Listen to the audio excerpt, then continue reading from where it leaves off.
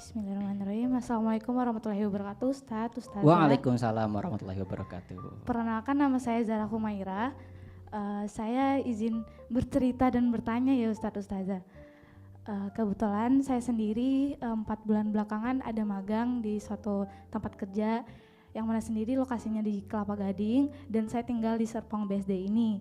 Dan untuk perjalanan ke sana dan pulang itu sekitar 2-3 jam.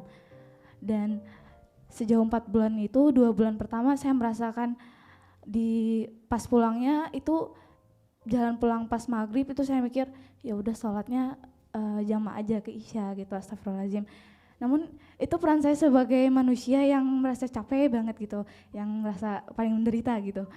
Dan 2 bulan itu saya langsungkan jamaah maghrib ke Isya, tapi sepanjang perjalanan 2 bulan itu orang tua saya selalu mengingatkan, udah sholat belum kak gitu, tapi saya bilang nanti aja jamaah mah gitu. Terus saya bertanya dalam diri saya sendiri, kenapa saya lagi capek gitu, kenapa saya harus dihadapkan dengan keadaan seperti ini. Lalu saya dengan sombongnya astagfirullahaladzim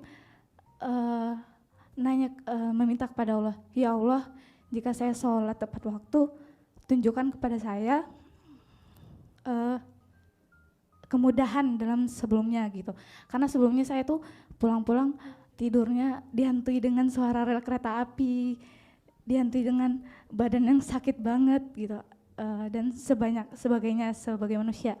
Dan 2 bulan kemudian saya mencoba sholat tepat waktu untuk maghrib, dan alhamdulillah semuanya itu saat pulang tuh badan terasa enak, semua dimudahkan, sampai subuhnya itu dimudahkan untuk bisa mengaji lagi gitu.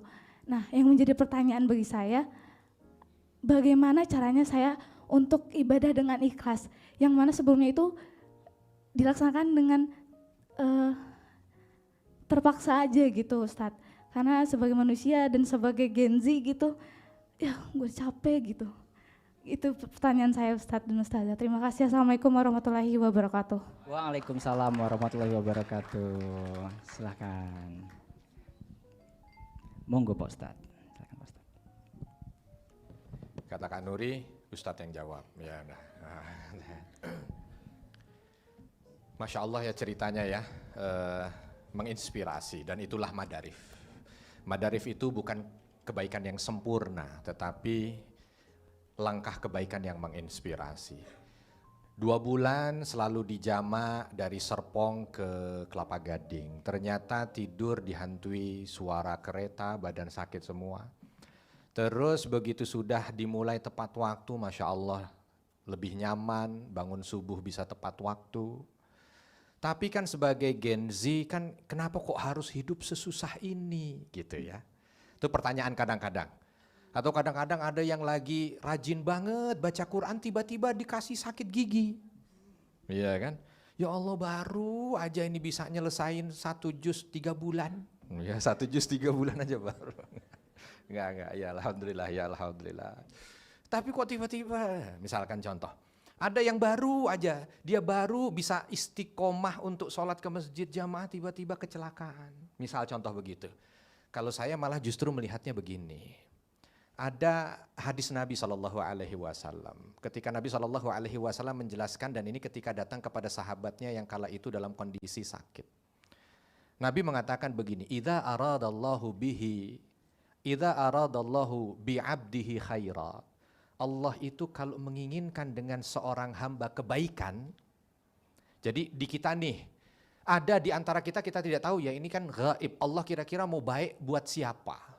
Ada di antara kita ini yang Allah lagi pengen kebaikan dari beliau, dari kita, salah satu dari kita. Maka kata Rasul apa? Ista'malahu. Maka Allah akan memanfaatkannya. Bingung dong para sahabat, arti ista'malahu apa ya Rasul? Apa maksudnya memanfaatkan? Maka Nabi dengan senyuman mengatakan, Allah akan berikan sesuatu yang berat kepadanya, dan dengan itu dia mendekat padaku.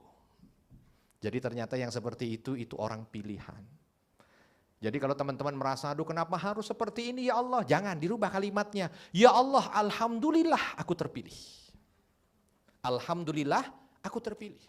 Tuh ngelihat, ya Allah kenapa harus aku yang kerja di Kelapa Gading? Enggak begitu. Alhamdulillah ya Allah aku yang terpilih.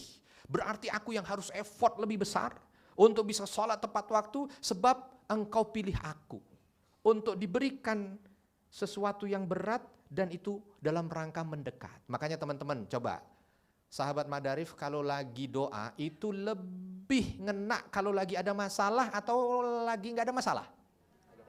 Kalau lagi ada masalah itu, ya Allah, doanya tuh, ya Allah, wah gitu kan, sampai nangis dia sebut. Ya, kenapa? Aku putus, gitu ya, putus kerja. Ya. Padahal nih doa dia putus kerja yang bikin masalah dia sendiri. Disuruh bosnya nggak mau, gitu ya. Disuruh bos ngelawan, akhirnya dia begitu diputus. Kadang-kadang banyak doa kita ini perantaranya sebabnya karena kita. Maka kadang-kadang alhamdulillah malaikat itu sabar. Coba kalau malaikat nggak sabar, kan situ sendiri yang bikin masalah kata malaikat begitu. Terus situ yang doa, bikin masalah selesain sendiri kan begitu. Tapi nggak apa-apa lah ya. Kita akan cara pandangnya selalu kita merasa diri kita itu dengan pandangan husnuzon. Oke. Kita balik tadi. Yang penting kita lah, ya Allah alhamdulillah gitu. Engkau pilih aku itu dulu. Jadi melihat orang lain itu bukan dengan pandangan iri, bukan. Jangan enak banget sih dia, ya Allah. Kenapa dia lahir bapaknya presiden? Ini yang di sono, bukan yang di kita. Ganti kalau gitu. Ya. Kenapa dia terlahir dengan bapak kaisar? Nah, nggak ada. Kaisar Romawi, aman. Terus akhirnya tuh coba bayangkan, kan begitu kan? Kita merasa bahwa ada sesuatu yang kurang dari kita. Buku ini menjawab, mana buku saya tadi, mana buku saya? Kita tidak istimewa, itu menjawab. Ya, tuh ya, Bang Ruzen. Kita tidak istimewa, kenapa kita harus bilang? Kenapa kita? Tadi ada kata-kata yang bagus. Dengan ketidakistimewaan itulah kita menjadi istimewa. Cocok dengan yang tadi disampaikan oleh Nabi kan? Kalau kita merasa ada sesuatu yang di diri kita itu tekanan, kurang apa segala macam, justru disitulah keistimewaan kita. Tapi di hadapan Allah, bukan di hadapan makhluk. Capek kita kalau kita itu hidup gara-gara makhluk, capek. Dan Allah sudah banyak sampaikan itu. Maka supaya kita itu tidak yalhath wara'ad dunya, bahasanya Al-Quran begitu. Nggak capek kita itu di belakang dunia ini, pasrahkan semuanya karena Allah. Jadi cara pandangnya saja ya, tadi Mbak siapa yang tanya namanya? Zahra ya, lihat aja itulah dari cara pandang itu. Jadi nggak ada tuh kita langsung ngeluh, nggak ada. Alhamdulillah ya Allah, engkau pulih hamba lagi. Ternyata besok dari Kelapa Gading disuruh ke Babelan kerjanya. Langsung alhamdulillah ya Allah, ternyata pilihanmu. Gitu loh. Jadi semua hidup itu alhamdulillah. Ada kisah yang luar biasa dari hanya sekedar ucapan alhamdulillah. Al-kisah begini, enggak cukup waktunya. Nanti kita lanjutkan di Madarif ya. Nah, jadi yang mau hadir nih, ini kisah luar biasa, inspiratif sekali, tapi enggak diceritakan di sini.